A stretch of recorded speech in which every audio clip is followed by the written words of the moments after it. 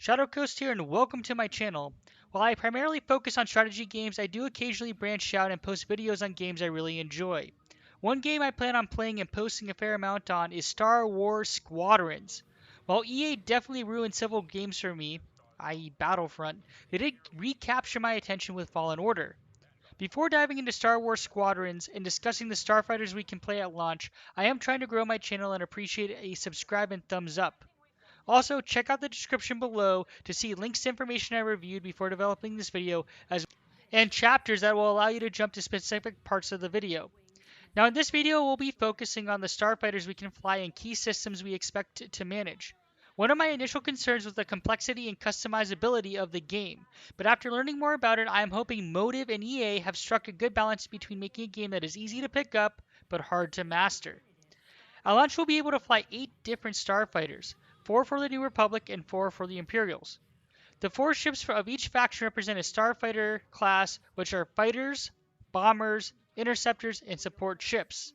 For the Republic, we can fly the X-Wing, Y-Wing, A-Wing, and U-Wing, while for the Imperials, we can fly the TIE Fighter, TIE Bomber, TIE Interceptor, and TIE Reaper.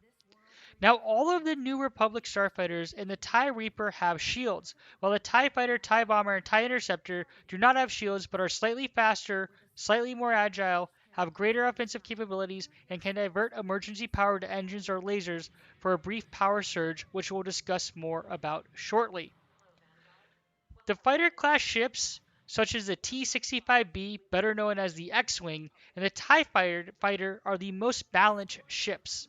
They're adept at dogfighting, they are fairly agile, they can take a decent hit, and they are the most flexible starfighter and adaptable to almost any situation. While they do not excel at any specific role like other starfighters, they are a solid all-purpose fighter and fit that all-purpose playstyle. The bomber class consists of the BTL-A4, better known as the Y-Wing, and the TIE Bomber, which are unsurprisingly focused on outputting damage, with a focus on disabling or damaging larger ships, such as cruisers and those flagships. These fighters are slower moving and can take a hit. As I mentioned, they are the primary fighter we'll plan on leveraging to take out enemy flagships and cruisers, although they can still play a role in dogfighting. The interceptor class consists of the RZ-1, better known as the A-Wing, and the TIE Interceptor, and they're focused purely on dogfighting. These ships are extremely fast and have lasers to output to match. They are also effectively glass cannons and dish out more damage than they can take, which make them ideal for quick hit and runs or picking off enemy ships. Interestingly enough, a little bit about lore here, the Rebel Alliance didn't initially field their A-Wings until later in the war against the Empire and Emperor Palpatine, because they actually didn't have pilots that were talented enough to handle these maneuverable ships. They later became one of the most effective fighters fielded in the fight against the Empire. Last but not least, we have the support class starfighters with the iconic UT-60D or U-Wing, as well as the TIE Reaper. These ships are dedicated to keeping allies in the fight by resupplying and repairing them, but can also build out defenses and offensive capabilities. They have the ability to use tractor beams to slow down enemy ships or drop mines and trap enemy starfighters. They can also deploy turrets to reinforce areas and can fundamentally change tactics and the map during combat. They're less agile than other starfighters and don't deal a lot of damage, but are great at disabling enemy ships and can help out fellow squad mates. Now every ship has primary weapons and countermeasures, a hull outfitting, engines, and 2 auxiliary abilities such as missiles or repair droids. All of these will need to balance an outfit to be an effective starfighter, which brings us to one of the major items we'll need to manage during combat, the power management system. A core feature of the game is the power management system, which allows us to divert power to a particular subsystem such as engines, lasers, and shields. While keeping these systems balanced might get the job done, in most cases we'll want to prioritize one system over another depending on the situation. Not surprisingly, raising power to one system increases its efficiency while lowering the associated system we decrease. Having one of the system at max power will give our Starfighter a unique ability it can't regularly perform, which can turn the tide of a fight depending on the situation. If this sounds intimidating, don't be, because we'll have options to choose between a basic or simplified power management system and a more advanced option that allows us to more precisely control how much power goes into each subsystem. Of course, I'll be opting for the more advanced option at my own peril. So, what does maxing out power actually do?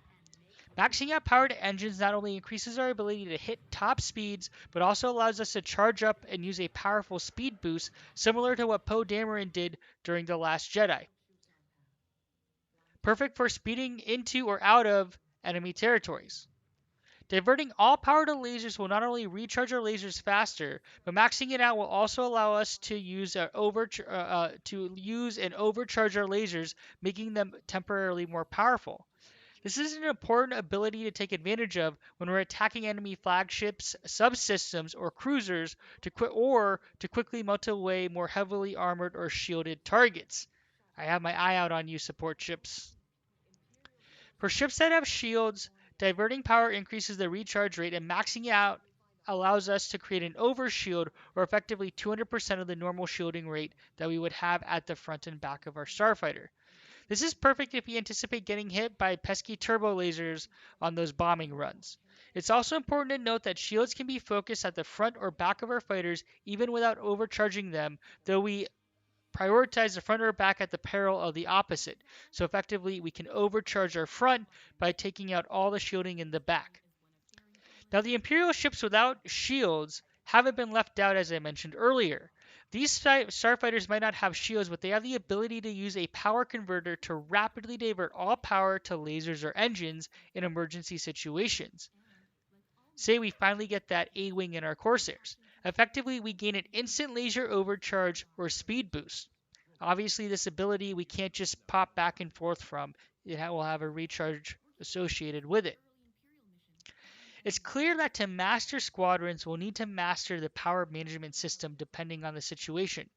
Luckily, we'll also have an easy rebalancing button to evenly distribute power. I'll be playing on my PC and I do have a joystick, which will make it interesting to see if the power distribution can be mapped to various joystick options. I certainly hope it does, because that will impact my experience. Let me know what you'll be playing on in the comments. Now, beyond power management, we'll have hull integrity or ship health, which does not automatically regenerate like shields do.